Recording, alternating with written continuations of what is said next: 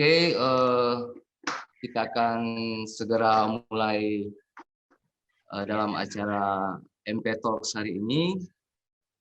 Bagi MP semua yang berada dimanapun berada di seluruh Indonesia maupun di Sulawesi Utara, diskusi atau program MP Talks hari ini merupakan untuk membahas masalah sosial kemasyarakatan ataupun isu-isu yang ada di Sulawesi Utara pada khususnya.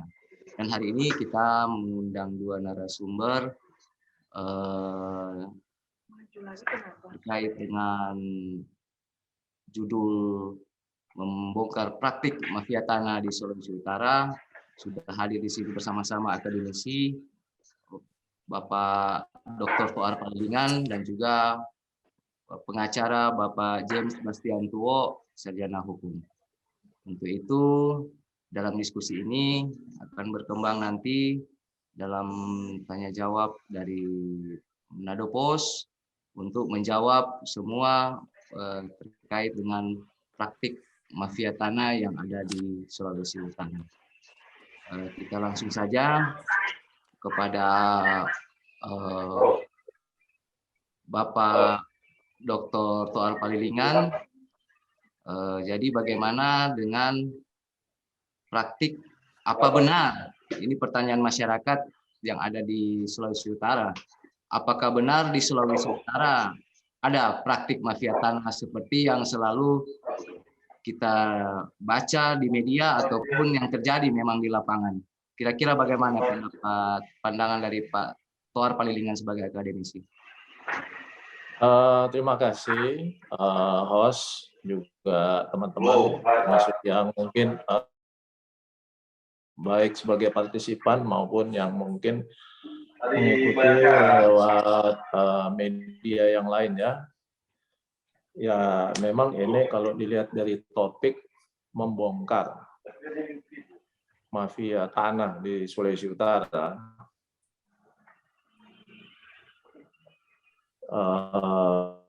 Kita tahu bersama bahwa terkait dengan mafia tanah ini sudah mendapat perhatian khusus oleh Presiden sehingga Kapolri dan Kepala Badan Pertanahan, Menteri Tata Ruang, Menteri Agraria dan Tata Ruang membentuk satuan tugas.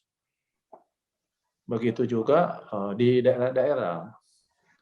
Nah, kalau menjawab pertanyaan dari host tadi, apakah ada? Nah, ini mungkin saya bisa kembalikan ke teman-teman media.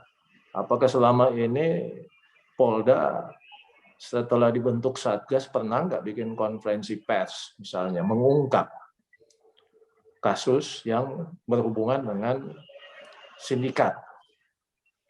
Katakanlah sindikat yang dikategorikan sebagai mafia tanah, di mana terorganisir dan mungkin secara di tengah-tengah masyarakat Sulawesi Utara. Karena kalau bagi kami, terutama saya dari kalangan kampus, ini sama kayak kejahatan korupsi. Tidak kelihatan tapi dirasakan gitu, kejahatan tersebut. Sama halnya juga dengan aksi dari mafia tanah gitu. Mau dibilang tidak ada tapi kita rasakan gitu.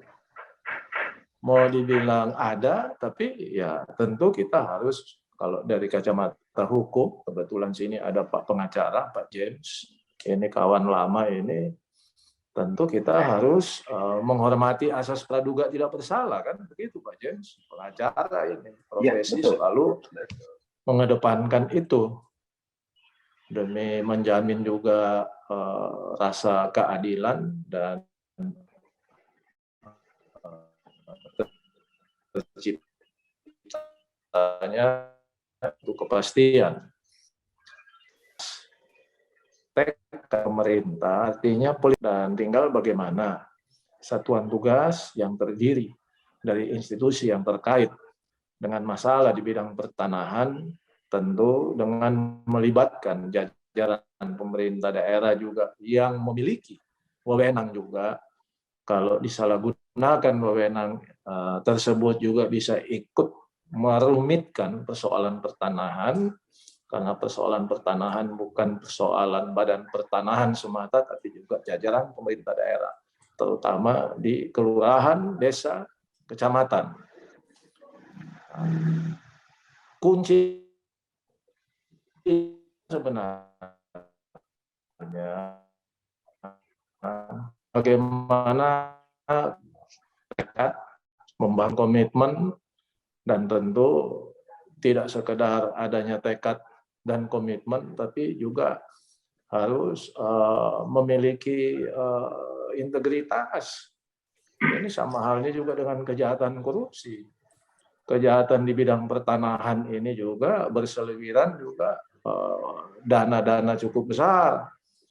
Mafia tanah ini tentu di lokasi-lokasi yang berpotensi secara ekonomis bisa mendapatkan keuntungan yang besar. Sehingga kalkulasi-kalkulasi itu juga sudah dilakukan ketika akan dilaksanakan aksi-aksi mereka. Saya sempat mengikuti juga webinar lalu KKK di media yang sama ya, lewat Zoom meeting dengan Manado Post. Memang sempat terjadi perdebatan bagaimana soal adanya pengalihan status yang dilandasi dengan itikat baik. Tapi justru itu juga harus objektif melihat itu. Kita jangan menang, tapi tentu harus penguasaan tanah dan pihak yang tentu dalam hal ini terkait dengan untuk dijadikan kawasan pertumbuhan ekonomi atau pengembangan industri. Dan faktanya kita bisa lihat penguasaan luasan dan pemainnya siapa gitu. Dan di sini tentu terkait dengan data-data yang sangat valid itu dipegang oleh Badan Pertanahan. Jadi sekarang tinggal bagaimana komitmen, tekad, dan ya terlepas dari persoalan Badan Pertanahan memang sudah melakukan penataan, pembenahan dalam rangka mengantisipasi kondisi ini untuk tidak terjadi lagi, karena memang kita ketahui bersama pertanahan maupun juga pendaftaran pertanahan yang sebelum adanya land reform dengan program Jokowi PTSL, memang kita begitu banyak celah terkait dengan data-data juridis, termasuk juga dengan pemetaan di bidang pertanahan. Nah, ke depan ini kita sudah mulai melakukan pendataan, karena yang terjadi selama ini celah-celah ini yang dimanfaatkan. Bahkan kalau kita mengikuti praktek yang ada di sini dengan pemain-pemain yang itu juga, ya saya lihat ada kecenderungan juga aksi-aksi yang ada di daerah lain kurang lebih mirip-mirip juga dengan apa yang terjadi di daerah kita. Cuman persoalannya, ya apakah mampu? Katakanlah kalau Satgas mungkin sudah punya strategi, tetapi bukti-bukti, karena kalau kita mau melakukan penindakan, apalagi mau memproses sampai dengan ke pengadilan, tentu harus didukung oleh alat bukti. Kalau tidak bisa jadi bumerang, apalagi di lawyernya Pak James Tuo, waduh, ini sudah puluhan tahun ini jadi lawyer. Terus Satgas tanpa ada alat bukti yang jelas menggiring mereka ke proses hukum, justru bisa jadi bermasalah. Jadi yang perlu dibenahi pertama tentu menyangkut regulasi, kalau buat saya, agar memberi kepastian dalam tim untuk melakukan penindakan. Kedua, tentu ini soal mentalitas dari aparat yang terkait. Karena menghadapi persoalan-persoalan seperti ini juga dituntut integritas. Mentalitas, integritas, karena ya jujur saja, ini berhadapan dengan kekuatan. Namanya aja julukannya mafia. Saya sebenarnya sih bukan tidak sependapat. Tapi kalau sampai sudah ada istilah seperti ini, ya kita bayangkan saja. Ini daya rusaknya tinggi ini ke penyelenggara. Karena dalam rangka memuluskan aksi-aksi ini tentu tidak mungkin dia bertindak atau melakukan aksinya secara single fighter. Karena terkait dengan penguasaan pemilikan, termasuk ada masalah, ini melibatkan berbagai macam institusi, termasuk juga institusi peradilan. Bukan hanya penegakan di tingkat penyidikan, penuntutan, tapi juga sampai di peradilan. Kalau sudah menggunakan istilah mafia, saya pikir istilah ini mungkin dipakai karena mungkin sindikat atau organisasi atau kejahatan yang terorganisir ini melingkup juga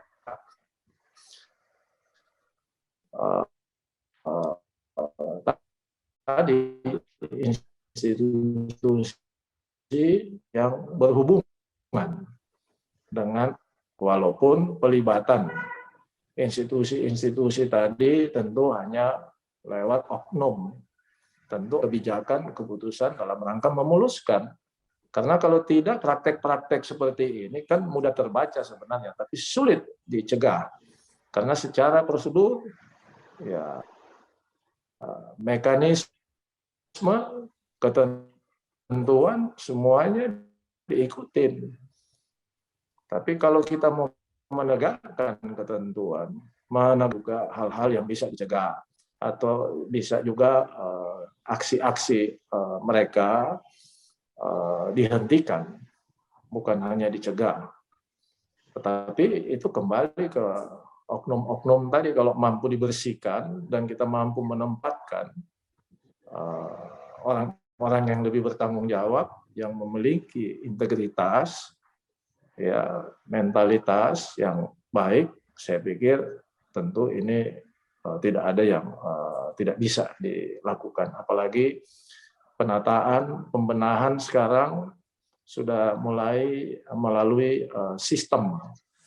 Sehingga nanti kita lihat yang berbicara data-data secara digital, bahkan untuk pembidangan semua juga sudah menggunakan pendekatan teknologi modern, termasuk batas-batas kita tahu semua kan sekarang untuk jual beli dan lain sebagainya sudah menggunakan pendekatan dengan GPS dan yang lebih canggih lagi milik Badan Pertanahan. Ini kita tentu harus memberikan apresiasi soal ke depan.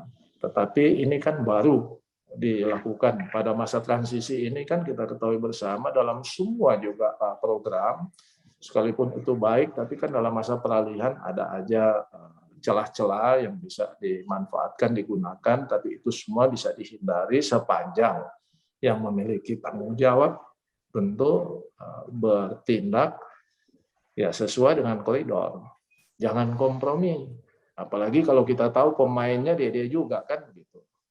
Jadi saya pikir mungkin kalau dari saya ya sementara itu dulu.